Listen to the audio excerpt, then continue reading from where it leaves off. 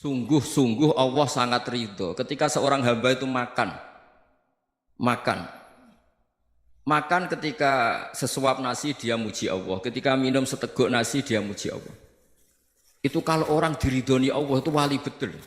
Itu untuk jadi wali itu gampang. Kamu makan ridho, kamu nginjak buminya Allah ridho seneng, kamu hidup keseharian aman seneng. Nah ini supaya sampean kita semua ngaji betapa panduan Rasulullah untuk menggapai ridho Allah itu banyak yang keseharian sekali. Saking kesehariannya banyak dalam hadis dan itu sahih. Nabi menyebut hal-hal yang keseharian. Hatta ma tas'alu fi fimra'atika. Kamu punya uang kemudian istri kamu bisa makan itu ibadah. Bahkan sebagian ibadah itu dicontohkan Nabi yang akhirnya diprotes sahabat.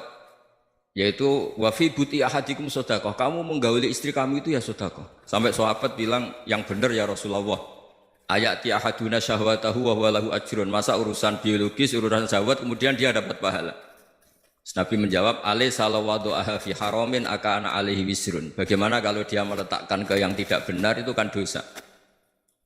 Nah, hal-hal seperti ini yang saya ingin teman-teman semua. Saya juga agak ingin ngaji demi Anda juga agak ingin. Itu dosa sekali ngaji kok pesanan kelompok tertentu itu enggak boleh. Islam itu untuk semua. Jadi ya cuma karena di depan saya jenengan ya seakan-akan jenengan korbannya. Itu ada ilmunya dalam usul fikih itu. Jadi orang itu harus ngaji usul fikih. Nama yang disebut, mungkin Mas Sufyan masih ingat zaman ngaji usul fikih. Nama yang disebut itu tidak jaminan sebagai prioritas perintah. Jadi misalnya gini, kebetulan yang di depan Nabi itu Abu Dzar. Nabi ya bilang, ya Abu Dzarin ini uhibbuka misalnya, atau ya Mu'ad ini muhibbuka, atau ya Abu Hurairah ini uhibbuka misalnya. Banyaklah riwayat yang Nabi nyebut ya Abu Dzarin, ya Mu'ad, ya Abu Hurairah.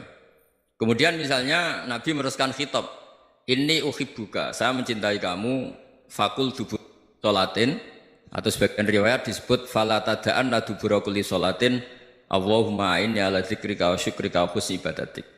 Saya mencintai kamu, siapa saja. Mu'ad bisa, Abu Dzar bisa siapa? Saya mencintai kamu, mohon kalau habis sholat kamu jangan lupa wiridan Allahumma a'inni ala dzikrika wa syukrika wa husni ibadatik. Ya Allah, tolong kami permudah supaya mudah ingat engkau. Anda tidak bisa mentang-mentang, wong nama saya Parmin, nama saya Purnomo, itu yang diperintahkan Mu'ad misalnya.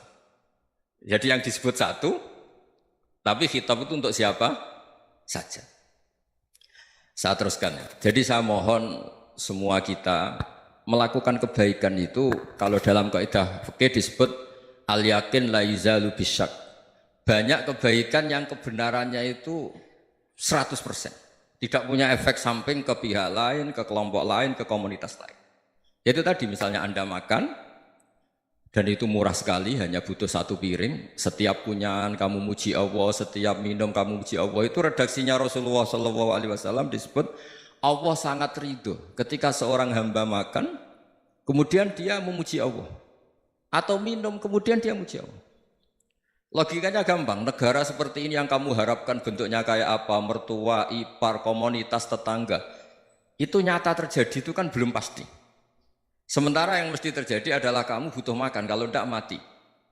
Butuh minum, kalau tidak mati. Butuh bumi yang nyaman ditempati, kalau tidak kita juga mati. Sebab itu Allah kalau menyebut nikmatnya itu hal-hal yang keseharian. Alladzi at'amahum min ju'. Allah itu siapa? Allah itu yang menciptakan kamu bisa makan. Tidak berlebihan, Allah itu yang menciptakan kondisi sosial itu ideal.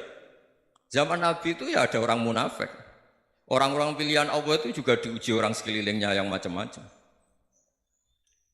Semua diuji sesuai konteks zaman dan waktu. Nah, tapi ada ibadah-ibadah yang selalu disarankan Nabi. Sampai Nabi itu pernah ditanya, ayul islami khairun ya Rasulullah, Islam terbaik itu gimana? Jawaban Nabi itu unik. It'amut to'am, Islam terbaik itu ya makan-makan, yang santai-santai. Ketika Allah menyebut beberapa kebaikan, falak tahamal aqobah, wa ma adrokan Allah, mal aqobah. Terusannya apa? Fakku rokobah. Terusannya apa? Au it'amun fi yaumin di masgubah. Ya itu acara makan-makan itu juga Islam. Kenapa? Ya bayangkan kalau tidak ada makanan, kita mati kan? Kondisi sosial tidak ideal itu Anda masih gak apa-apa. Tapi kalau Anda tidak makan, Anda tidak minum, Kamu punya istri cerewet masih bisa hidup, punya mertua cerewet masih bisa hidup. Tapi kalau tidak makan bisa mati. Berarti penting mana istri sama makan?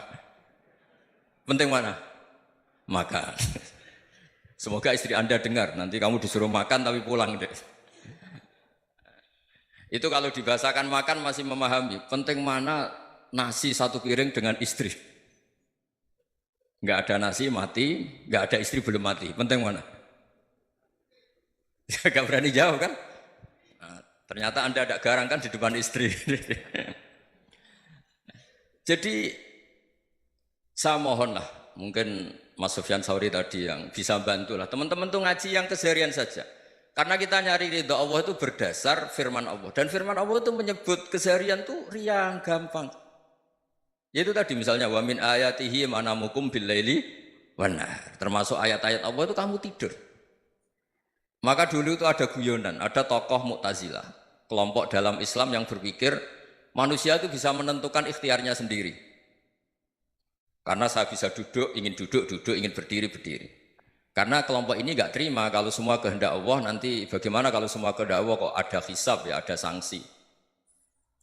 Lucunya itu dia akhirnya, ini cerita ya, mencintai seorang perempuan, cantik sekali.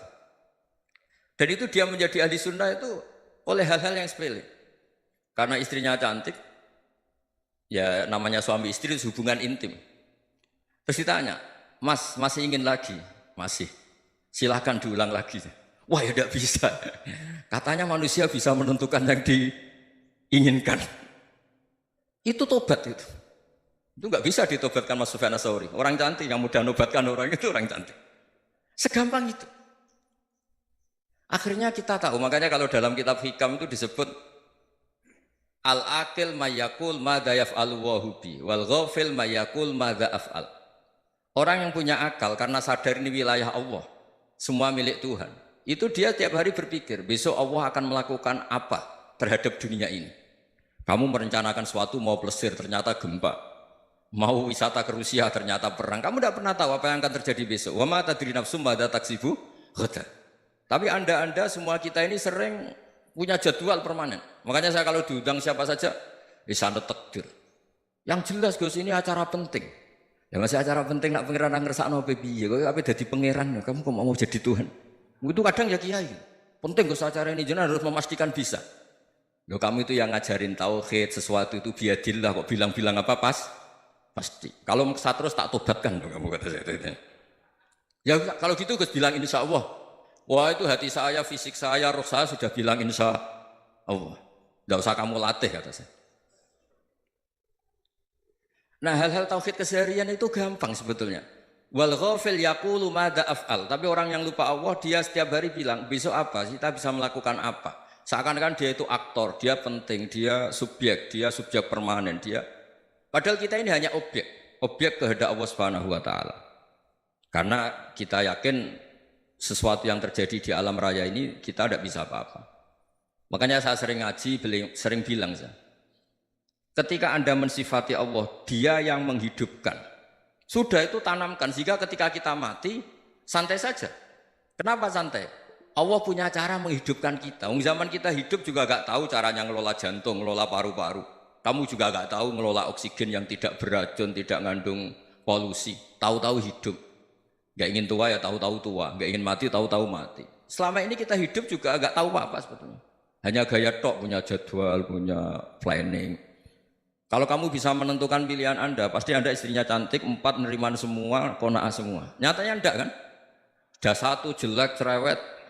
Oh itu kan, nyatanya enggak bisa apa-apa Anda kan? Dan kamu bawa mati lagi. Itu kan istri Anda juga gitu, punya keinginan, punya suami yang ganteng, yang jabat, yang neriman, yang enggak poligami. Ya enggak kesampaian juga. Kalau kita ngitung tingkat kegagalan kita itu gagal terus. Ya kan? Nah, terus ingat Allah. Madza yaf'alu wa bi. Orang yang punya akal selalu berpikir Allah itu menghendaki apa terhadap saya. Lalu sama-sama orang melihat orang yang serius. Itu kata Anda itu pemikir berat, serius. Senang punya tokoh yang merengut tuh, karena kamu anggap serius. Tapi sebagian orang menganggap orang yang serius itu wong merengut, wong masam, wong muka kok ditekuk. Jadi sama Itu hati, ya muqallibal qulub tsabbit qalbi ala dini. Karena kita nggak tahu cara berpikir kita tentang orang lain, tentang sekeliling kita. Misalnya kita orang baik yang jenis ngrumat fakir miskin. Ada orang bangun masjid mewah itu janggal. Apa artinya masjid mewah kalau banyak orang kelaparan? Tapi kalau yang jenis pendidikan apa artinya masjid mewah kalau tidak bisa ngaji? Nanti yang jenis infrastruktur apa artinya ini kalau semuanya punya sudut pandang yang berbeda-beda. Dan Islam mengapresiasi semua kebaikan. Tapi katakan semua kebaikan itu adalah kehendak Allah Subhanahu wa taala. Karena apapun baik Anda itu pakai fasilitas yang diberikan oleh Allah Subhanahu wa taala. Sehingga ini yang disebut qulillah sumadarhum fi khawdihim yal'abun. Ya kembali tadi ke tema-tema bahwa keseharian Anda ini sudah Islami. Saat Anda tidak bisa melakukan apa saja. Saya sering ada jenazah, biasanya kalau tetangga meninggal saya sering disuruh ngelepas. Saya bilang orang ini baik karena sering ngelamun di rumah, sering nganggur di rumah. Ditanya sama anaknya, kenapa Gus nganggur baik? Ya kalau dia nganggur artinya juga agak berbuat sesuatu yang maksiat kan? Ya kan? Orang nganggur di rumahnya ya tidak bunuh orang, tidak maling, tidak korupsi, ya namanya nganggur di rumah. Lah cuma istri cara pandang nganggur gak menghasilkan uang itu. Tapi juga gak menghasilkan kriminal kan? Jadi sebenarnya Islam itu makanya kalau sampai ngaji usul fikih itu ada kitab usul fikih namanya Lubul Usul, itu terkenal sekali di pesantren itu. Itu kalau ngapresiasi keseharian itu luar biasa. Izma min mubahin illa wa yatahaqqaqu bihi tarku haramimma. Karena keseharian yang mubah saat Anda lakukan itu ada kehebatan yang luar biasa, yaitu meninggalkan haram. Makanya dulu banyak orang-orang alim ketemu temannya itu guyon sampai semalaman.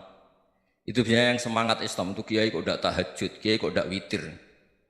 Orang yang sedang mapan uangnya banyak, malam itu tidak kelayaban itu sudah luar biasa. Melawan nafsu supaya tidak maksiat itu sudah luar biasa. Supaya lupa guyon sama temannya semalaman sampai subuh. Gejolak-gejolokan ngenang zaman miskin, zaman kuliah nggak jelas, zaman apa.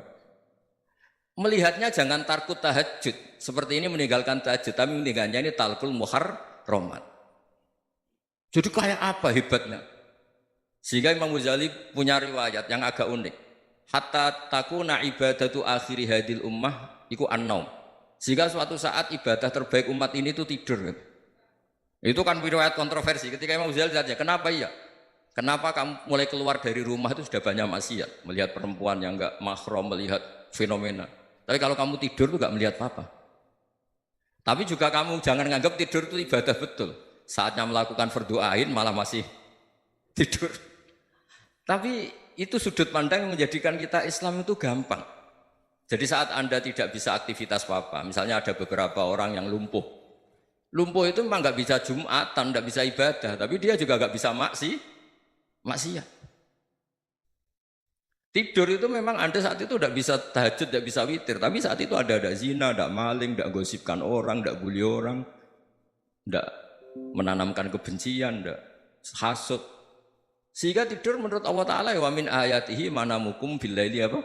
Wan-nahar. Karena di tidur itu selain ada unsur istirahat, jaga kestamina, juga ada unsur meninggalkan beberapa keburukan. Nah saya mohon ibadah yang keseharian ini kita jaga. Supaya kita semua baca ayat itu fasih. Fasih itu tertanam di hati. Allah itu siapa? Alladzi at'amahum min ju'i wa amanahum min khauf. Dan Allah kalau cerita di Quran itu anna subabnal ma'a subba summa syaqaqnal ardon wa syaqqa fa'ambatna fiha habba wa inaba wa qadba wa zaituna wa nakhla wa hadaika hulba. Kamu tahu saya ini siapa kata Allah? Saya ini adalah Tuhan yang menurunkan air, kemudian ada tanaman banyak. Habba wa inaba wa qadba, ada zaitun, ada tin, kalau orang Jawa mungkin ada tela, ada padi, ada mangga, ada pisang. Sudah. Wa inaba wa zaituna wa nakhla wa hadaika hulba. Ada perkebunan yang lebat. Tujuannya apa? Mata Allahkum, silahkan kamu pakai, kamu nikmati. Tapi karena kadang kita ini punya ide-ide besar. Tadi untuk syukur saja nunggu punya istri riman, rumah baik, tetangga baik, komunitas baik, semuanya baik baru syukur. Lama-lama nanti ada di surga, syukurnya nunggu surga paling kelas A. Itu sudah ada yang menghuni Rasulullah, kamu nggak boleh di situ. Masa untuk syukur saja? Repotnya Masya Allah. Jadi mohonlah Quran yang kalau Anda hafalkan juz sama itu kan ada ayat-ayat yang kayak tadi. Ya, fal yang dzuril insanu ila ta'ami. Coba lihat Apa yang kamu makan ya? Dari mana? Dan untuk mempertahankan hidup kamu keseharian. Jadi jangan kira ibadah itu harus membentuk komunitas yang versi Anda. Ibadah itu harus yang hal yang mulu-mulu. Kesehariannya Anda alami. Loh ini saya tidak bikin-bikin. Saya ngaji bukan karena berdasar pesanan. Itu ayat yang saya bacakan betul ada ayatnya kan. Fal yang dzuril insanu ila tu'ami anna sobabnal ma'a sobba thumma syaqaqnal ardo syaqqa fa ambasna fiha habba wa inaba wa qadba wa zaituna wa nakhla wa hadaika ghulba. Terusannya apa? Mata'al lakum, silakan kamu nikmati. Mata itu silakan kamu nikmati. Ya kayak sampean dikasih hidangan ya makan. Ya sudah makan, habis makan ya minum, habis itu ngantuk ya tidur. Ya sudah normal-normal saja. Kayak apa indahnya Islam? Tapi Anda mencari Islam yang gimana lagi? Nah itu yang diajarkan guru-guru kita, diajarkan sanad kita sampai Wali Songo, sampai Rasulullah SAW. Bahwa pada akhirnya ada jihad, ada perang. Itu dulu memang perang, bukan membunuh, beda. Dulu kita dijajah Belanda ya perang, dan itu normal karena kita dijajah. Jadi ketika orang lain ingin baik sama kita, wa in ahadum minal musyrikin astajaruka ya fa'jirhu hatta yasma'a kalam Allah. Kalau mereka ingin baik ya kita baik. Makanya ada istilah musta'man, mu'ahad. Kalau mereka ingin damai, berdampingan dengan kemajmukan ya itu yang lebih baik. Karena memang Islam menghormati proses perdamaian. Wa in janahu lis-salmi ya fajnah lah. Kalau ingin damai ya kita harus